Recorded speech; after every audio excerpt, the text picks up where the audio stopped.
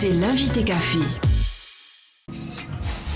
Voilà, la semaine mondiale de la vaccination qui est célébrée chaque année, la dernière semaine d'avril. La Polynésie française participe à cet événement de façon régulière depuis 2012. Docteur Ségalin, bonjour. Bonjour. Alors, si on observe sa photographie instantanée, comme ça, pour démarrer, quelle est la situation de la Polynésie française en matière de couverture vaccinale aujourd'hui en 2019 ? Alors la couverture vaccinale en Polynésie française est plutôt bonne puisqu'on atteint les objectifs, quasiment pour toutes les vaccinations. L'objectif qui est fixé est de 95%. Ça signifie que 95% des enfants reçoivent donc les vaccins à la bonne date. Les vaccins obligatoires. Tous les vaccins. Tous les vaccins. Même les vaccins non obligatoires. Non on a une obligatoires. bonne couverture. Est-ce qu'on est en retard, par exemple, sur certains vaccins dans certains endroits de l'archipel ? Est-ce qu'on assiste à des disparités, autrement dit ? Alors, il y a bien sûr des endroits où c'est plus compliqué d'aller vacciner, vous l'imaginez, avec l'éloignement géographique, mais d'une manière générale, il y a un système à la fois de couverture qui est très bien fait et qui fait qu'en fait, il y a des vaccins partout. Et on doit saluer le travail de la pharmacie d'approvisionnement, qui a un lourd travail pour alimenter tous ces centres et ça se fait de façon très efficace. Alors, même si parfois c'est pas toujours très évident, on a considérablement progressé, cela dit, dans la couverture vaccinale. Il n'y a qu'à regarder pour s'en convaincre. Donc tout le chemin parcouru. Vous aimez dire que on a perdu la mémoire de certaines maladies. Alors effectivement, la situation est très bonne sur le plan épidémiologique, mais il y a quand même des menaces. On entend souvent parler d'hésitation vaccinale, bien que la Polynésie française ne soit pas pour l'instant vraiment concernée par cela. Mais on a vu tout le débat qu'il y a eu autour de l'obligation vaccinale en métropole. Et effectivement, une des causes de cela, c'est que les gens en fait ne se rappellent plus contre quoi on les protège. Les tétanos sont devenus exceptionnels en Polynésie française, bien qu'on ait eu un cas en 2018. La poliomyélite a disparu quasiment partout dans le monde et d'autres maladies, la diphtérie, les cas sont rares, etc. Malheureusement, il y a des phénomènes épidémiques qui nous rappellent que ces maladies n'ont pas complètement disparu et c'est le cas de la rougeole dont on entend parler beaucoup les dernières années. Il y a eu une gigantesque épidémie en métropole, il y en a eu en Nouvelle-Zélande. On peut en mourir, bien sûr, et vous n'êtes pas sans savoir qu'aux États-Unis, en ce moment, dans l'État de New York, il y a une grosse épidémie qui sévit, effectivement. Est-ce que dans les mentalités, les choses ont évolué ? On n'oppose plus vaccin, par exemple, aux remèdes traditionnels ou ancestraux ? Alors, je ne connais pas très bien ce sujet. Il y a effectivement des personnes qui veulent avoir une attitude entre guillemets naturelle et qui prôneraient effectivement l'immunité que l'on constitue en laissant les personnes, et notamment les enfants, se protéger d'eux-mêmes. Il faut rappeler qu'une maladie comme le tétanos, il n'y a absolument aucune immunité. Le tétanos, si on le contracte, on peut en mourir.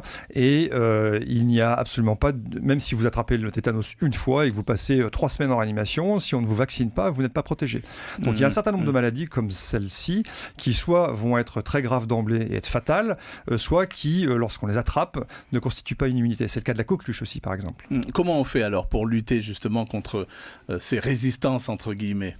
Alors ça, c'est l'information donc on a face à nous. Alors encore une fois, je ne veux pas dramatiser la situation, mais effectivement, il y a un certain nombre de lobbies anti-vaccinaux ou ligues anti-vaccinales qui, sur Internet, diffusent des informations qui sont erronées. Et donc les personnes s'en emparent parce que quand on regarde par les moteurs de recherche, rapidement on tombe sur ces informations. Donc je pense qu'il faut, en toute confiance, aller en parler avec des personnes qui connaissent le sujet. Et notre but, un de nos objectifs, c'est de renforcer donc la connaissance et la compétence en fait des professionnels de santé pour pouvoir répondre avec les bons arguments à bien des sottises que l'on raconte.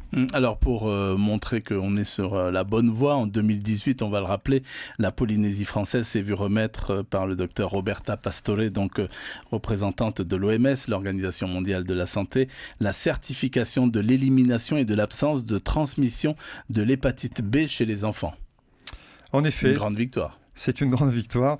Donc ça, c'est en quelque sorte la consécration d'un travail qui avait été mené quelques années auparavant, piloté par l'OMS, qui fait la même chose un petit peu dans toutes les régions, notamment dans la région Pacifique et Asie.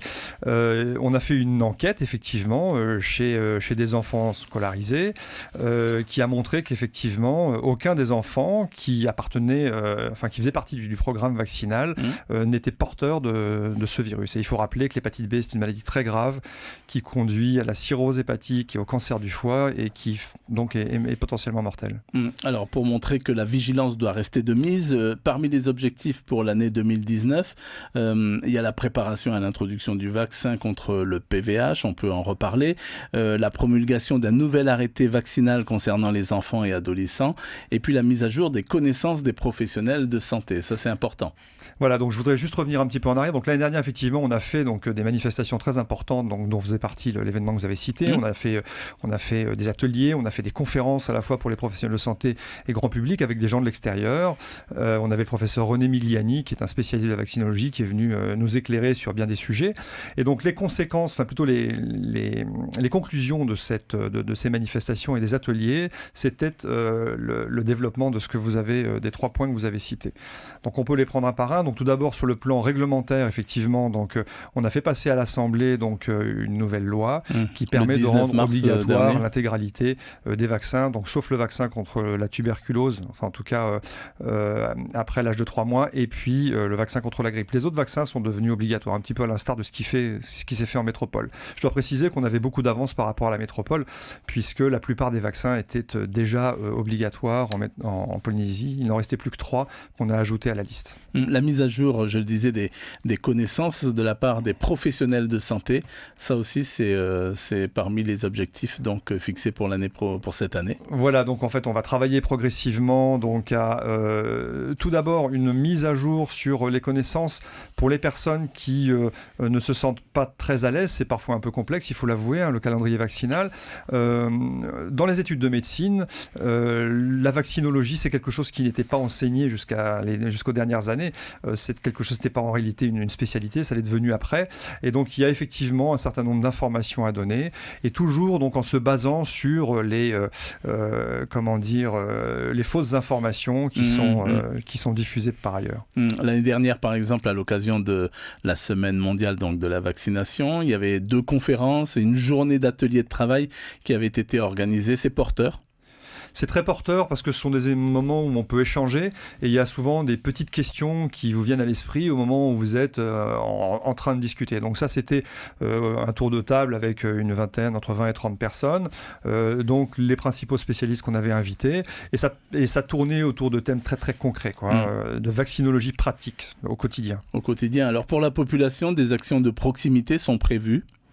Alors pour la population, en fait, les actions de proximité essentiellement, donc là je dois saluer le travail de ma collègue infirmière Sylvie Roland, qui a préparé donc des outils pour nos cellules de promotion de la santé, pour expliquer en fait aux parents ce qu'est la vaccination lorsqu'il y a des difficultés pour comprendre. Mais il faut dire que la population polynésienne accepte plutôt bien généralement la vaccination, consciente de ce que ça signifie en termes de bienfaits pour les enfants. Comment ça peut se traduire alors concrètement, donc par exemple une campagne comme ça sur le terrain dans les îles, parce que c'est vrai que la difficulté c'est d'atteindre. Alors dans les îles, je pense que les îles justement, ça n'est pas forcément les endroits où il y a le plus de problèmes. Enfin, en tout cas en termes de résistance, en termes de compréhension, effectivement, le vaccin c'est pas très simple à expliquer. Donc il y a un outil, donc sous forme de diaporama, qui peut être montré sur un écran d'ordinateur et qui permet d'expliquer en fait ce qu'est le vaccin et quel est en fait.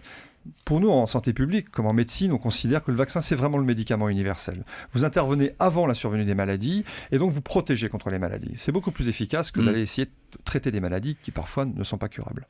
Alors, vous connaissez ce que l'on oppose très souvent donc, au vaccin, c'est les effets secondaires, par exemple, et puis je le disais, certains remèdes ancestraux. Alors, pour les effets secondaires, le message, c'est de ne jamais dire qu'il n'y a pas d'effets secondaires, parce que ce serait mentir. Comme pour tous les médicaments, il y a des effets secondaires. Mais les effets secondaires sont plutôt, dans la plupart des cas, bénins. Donc on en parle. Il faut prévenir les personnes, il faut prévenir la survenue de ces symptômes et puis surtout demander à ce que les personnes soient revues s'il y avait des choses anormales qui se passent. Pour finir, docteur, alors chikungunya, dengue au pluriel, paludisme, etc., en milieu tropical, il y a encore plus de raisons de se faire vacciner.